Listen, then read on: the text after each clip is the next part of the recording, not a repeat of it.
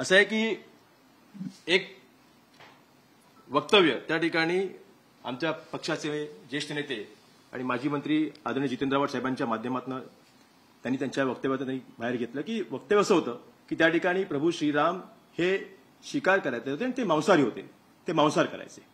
आणि याच्यानंतर अखंड महाराष्ट्रामध्ये आणि देशामध्ये एक विविध अशी त्या ठिकाणी वक्तव्य यायला निघाली, विविध वादग्रस्त त्या ठिकाणी वक्तव्य लागले की त्यांच्याबद्दलचे किंवा प्रभू श्रीराम हे मांसाहारी नव्हते. आणि असं आहे की जितेंद्र आव्हाड यांनी जे वक्तव्य केलेलं आहे ते अत्यंत म्हणजे निषेधार्थ आहे. त्याच्यावरती मग त्या वक्तव्यामध्ये आम्ही त्यांच्या ठिकाणी जीवे मारू वगैरे वगैरे जे काय. आता सांगायची गोष्ट अशी आहे की मुळात म्हणजे आव्हाड साहेबांनी जे वक्तव्य केलं हे वक्तव्य कुठून आलं? आव्हाड साहेबांनी जे वक्तव्य केलं हे वक्तव्य एका वाचनातून आलं, त्यांच्या अभ्यासातून आलेलं आहे. आणि हा अभ्यास आजचा नाहीये. सगळ्यात मुळात म्हणजे आपण हे लक्षात घेतलं पाहिजे की आपल्या हे जे वक्तव्य आले हे वक्तव्य त्यांच्या एका अभ्यासातून आलेले. डॉक्टर जितेंद्र आव्हाड यांनी डॉक्टरेट जे केलेली आहे ही पीएचडी केली आहे, इतिहासावरती केलेली आहे आणि त्यांच्या इतिहासातून हे वक्तव्य आलेलं आहे. मला आपल्याला सांगावंसं वाटेल, आपल्याला त्या ठिकाणी दाखवावंसं वाटेल की या वक्तव्यावरती गदी माडगुळकर यांची एक कविता आहे जी सुधीर फडके यांनी गायलेली होती आणि ते रामायणातल्या पंक्ती होत्या. यात त्यांनी म्हटलं होतं की जानकीसाठी लतिका कलिका तुझिया माझ्या भक्ष सायका उभे लाभले वनात एका पोचलो येथे ती शुभची घटी. ह्या पंक्ती ज्या आहेत त्या गीत रामायणामधल्या या गायल्या गेलेल्या आहेत सुधीर फडके यांनी आणि कवी गदी माडगुळकर यांच्याकडे. या आजच्या नाही आहेत. म्हणजे सांगावं मला वाटेल की मी ज्यावेळेला लहान होतो, ज्यावेळेला मी साधारणतः त्यावेळेस शाळेत जायचो, मी शाळेत जात असताना त्यावेळेला माझी आई मला सांगायची, आकाशवाणीवर म्हणजे त्या ठिकाणी ही जी गाणी लागायची, कामगार सभा लागायची दुपारच्या वेळेला आणि त्यावेळेला माझी सांगायची पप्पा लोकांनी शाळेत जायचं. ही त्यावेळेची गाणी आहेत. म्हणजे आज गायला गेलेली नाहीये ना. म्हणजे जर आज 100 वर्षापूर्वी, 150 वर्षापूर्वी, 50 वर्षापूर्वी ज्या ठिकाणी ह्या इतिहासामध्ये वेगवेगळ्या पद्धतीने त्या ठिकाणी यांचा उल्लेख केला असेल तर मला असं वाटतं की आव्हाड साहेबांनी जे वक्तव्य केलं याच्यामध्ये चुकीचं काय? या त्यांनी स्पष्ट म्हटलेलं. याचा अर्थ असा होतो की जानकीला फुले कळ्या केसात मांडण्यासाठी, वेणी गजरा करण्यासाठी आणि तुला आणि मला शिकार करून खाण्यासाठी शिकार या एकाच वनात उपलब्ध आहेत असं प्रभू श्रीरामचंद्र लक्ष्मणाला सांगतायत. हे याच्यामध्ये म्हटलेलं आहे. म्हणजे रामचंद्र सीता, जर माझं म्हणणं एवढंच आहे की रामचंद्र असतील, सीता असतील, हे सगळे क्षत्रिय होते. हा क्षत्रिय धर्म होता आणि क्षत्रिय धर्मामध्ये शिकार करणं हे काय वावगं नव्हतं, हे काय वेगळं नव्हतं. मग जर ते शिकार करून त्या ठिकाणी स्वतःला त्या ठिकाणी त्यांचा जो आहार आहे तो आहार त्या शिकारीतनं जर ते करत असतील तर त्याच्यामध्ये चुकीचं काय होतं? आणि ह्याचा उल्लेख तर त्या ठिकाणी रामायणामध्ये पण आहे.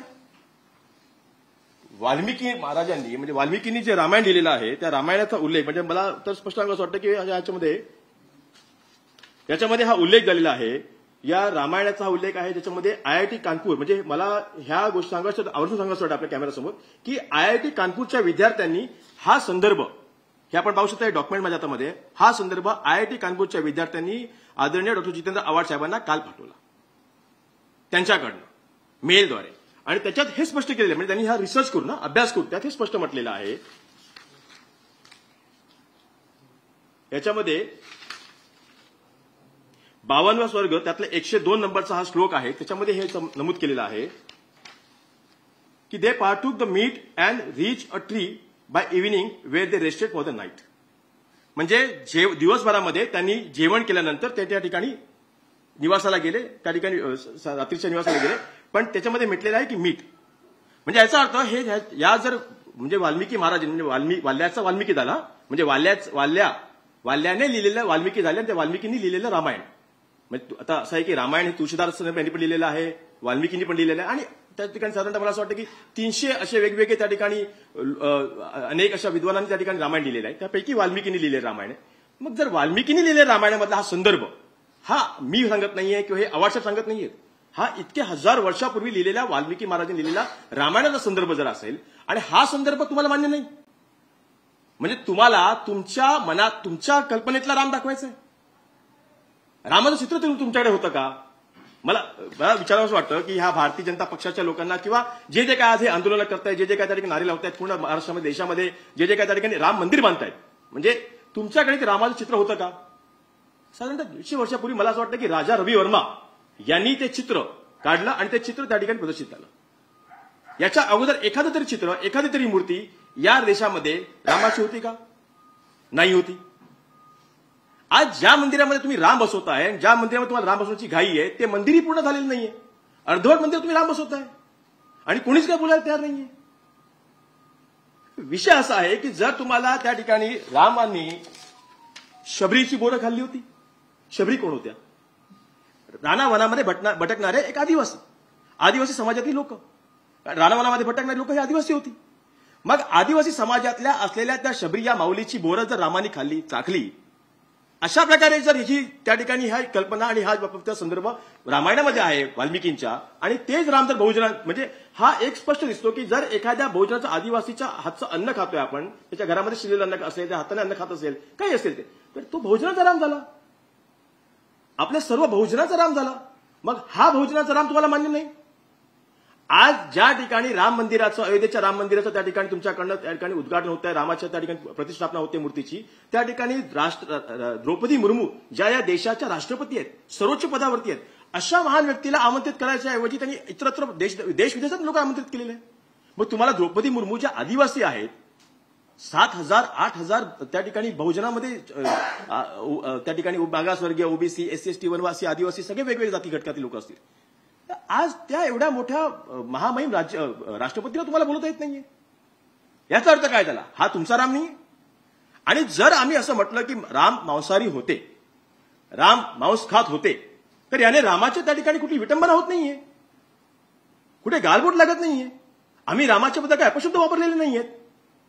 म्हणजे मी एक साधारणतः मी आज कोकणातला आहे, म्हणजे असे अनेक देवळं असतील या महाराष्ट्रामध्ये, त्या ठिकाणी तुळजापूरच्या तुळजाईला त्या ठिकाणी बोकडाचा नैवेद्य दाखवला जातो, म्हणजे लिटरली बोकड मारलं जातं. खंडोबाला त्या ठिकाणी बोकडाचं त्या ठिकाणी बकरा त्या ठिकाणी दिला जातो. मी कोकणातला आहे, माझ्या इकडे कोकणामध्ये एक सुप्रसिद्ध असं जगप्रसिद्ध देवस्थान आहे घोडेमुख. त्या घोडेमुखच्या जत्रेला लिटरली लाईन लागलेली असते, हजारो लोकांची कोंबडे घेऊन. कोंबडे कापतात आणि मग ते आम्ही आमच्या घरी घेतो आणि आमच्या सगळ्या ज्या कुटुंबातील लोक आहेत ते एकत्रितपणे येतात आणि कोंबडे खातात.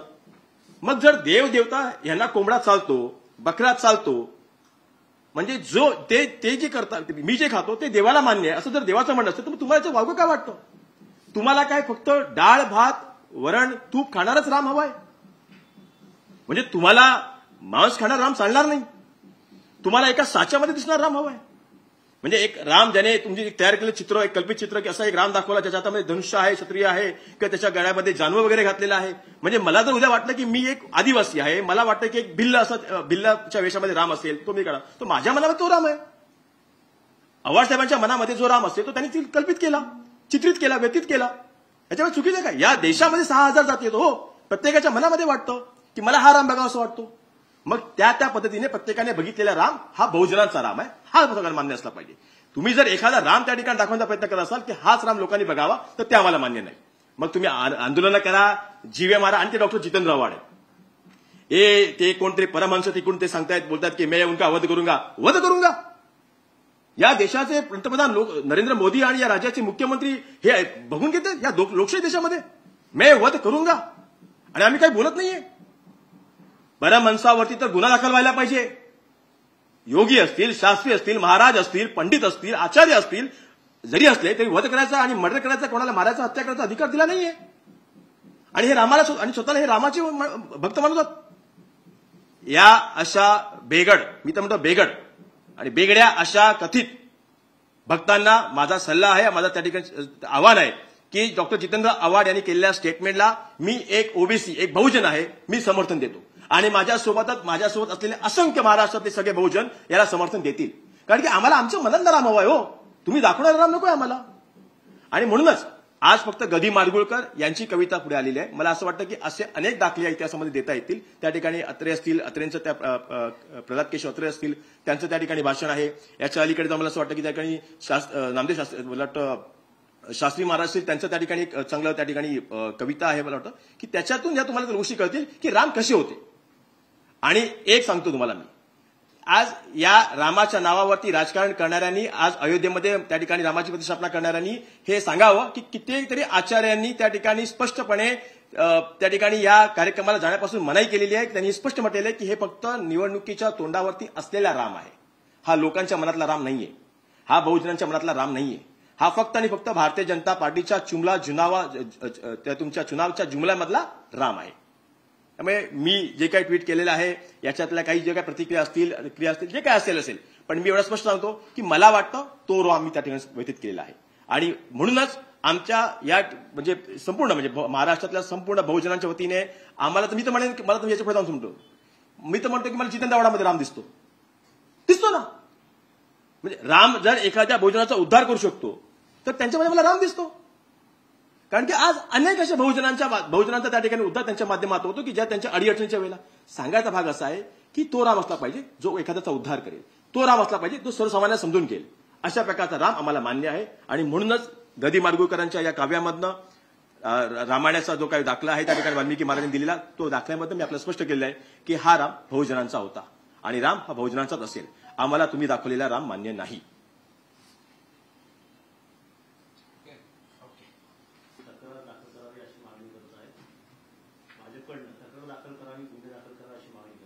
मग त्यांनी गदी माडगुळकर आणि सुधीर फडके यांच्यात पण गुन्हा दाखल करावा, त्याच्या तोंडाला पण काळ फासावं. प्रल्हाद केशव अत्रे त्यांचे फोटो घ्या, त्यांचे पोस्टर्स घ्या, त्यांचे बॅनर्स घ्या, तेही जाळा ना. इतिहास सांगतोय ना.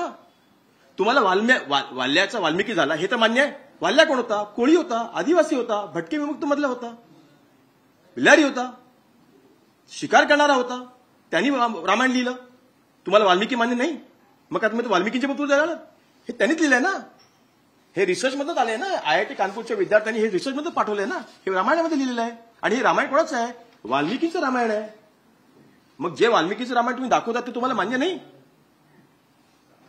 तुम्ही खुशाल पुतळे जाळा हो, तुम्ही खुशाल गुन्हा दाखल करा. पण आमचं एवढंच म्हणणं आहे की जर हे करत असाल तर मग गदी माडगुळकर असतील, सुधीर फडके असतील, शास्त्री महाराज असतील, त्या ठिकाणी प्रल्हाद केशवजी असतील, अनेक दाखले येतो त्या सगळ्यावरती पण गुन्हा दाखल करा.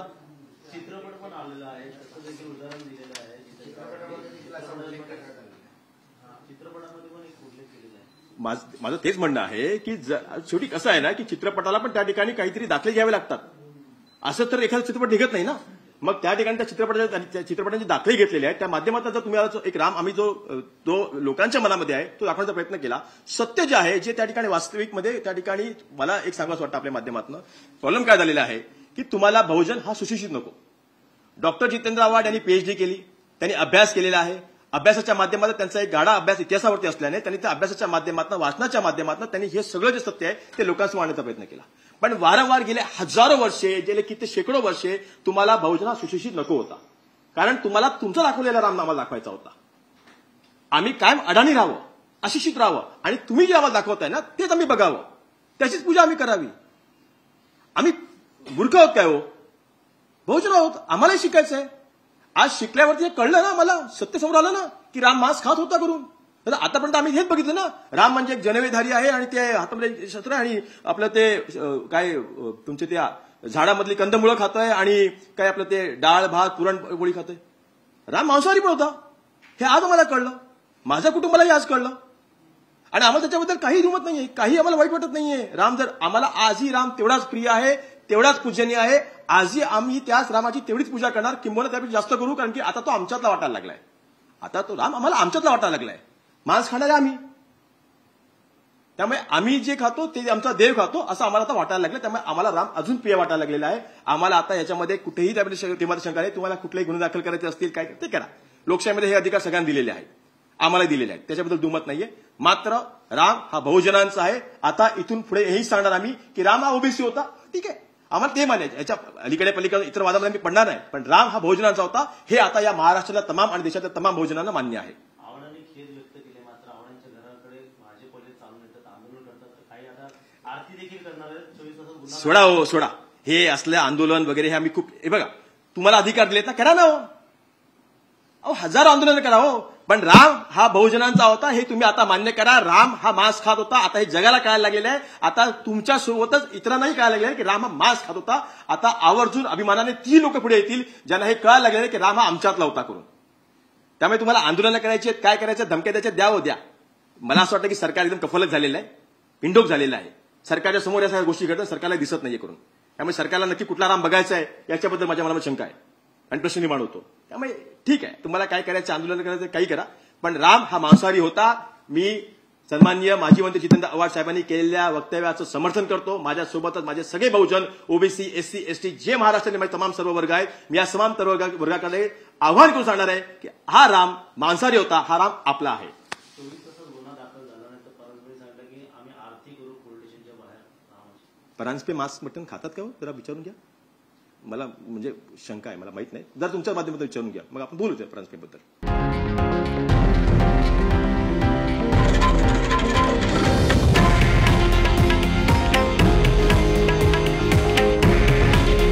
हे आहे देशातील नंबर 1 न्यूज नेटवर्क आणि आपण पाहत आहात TV9 मराठी. काळजी तुमची, हित महाराष्ट्राचं.